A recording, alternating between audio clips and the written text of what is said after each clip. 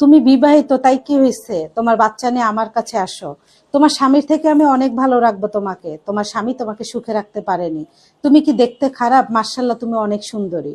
এই কথাগুলো বলে যে তোমাকে স্বামী সংসার ছেড়ে নিয়ে চলে যাচ্ছে না, বিশ্বাস করো, বিশ্বাস করো, ওই পুরুষ তোমাকে নিয়ে কখনোই সংসার করে খাবে না, তোমাকে ইউজ করবে। তারপর তুমি আর ওই তোমার সন্তানকে ডাস্টবিনে ফেলে দেবে। স্বামী সংসারও হারাবা, সন্তানের ভবিষ্যৎও নষ্ট করবা, আর নিজের জীবনও শেষ করার পর্যায়ে। তাই স্বামী সংসারে থাকা অবস্থায় তৃতীয় ব্যক্তির আশায় আকাঙ্ক্ষায় সংসার ছেড়ে যেও না। আমার মনে হয় সব থেকে পৃথিবীর বোকা নারী তো সে, যে কিনা স্বামী থাকার পরও অন্য পুরুষের কথা বিশ্বাস করে। আমার কাছে মনে হয় 1000টা পুরুষ দাঁড়িয়ে থাকলে আমি রিজেক্ট করে দিব, আমার ওই বৃদ্ধ বয়স্ক কুচ্ছিত চেহারা স্বামীটা আমার কাছে প্রিয়। এটা হচ্ছে একজন নারী সতীত্ব।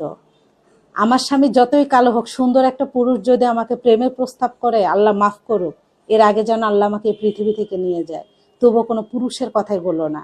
স্বামী হচ্ছে তোমার জন্য শ্রেষ্ঠ ব্যক্তি, যে কিনা তোমাকে নিরাপদে রাখবে, তোমাকে ভালো রাখবে। হাজার রাগ দেখাক, কিন্তু নিরাপদ স্থান। সে কখনোই তোমাকে অন্যের হাতে তুলে দিবে না। তাই বিবাহিত নারী স্বামী ছাড়া আপন কেউ হয় না। স্বামী হচ্ছে তার চোখে সুপারস্টার।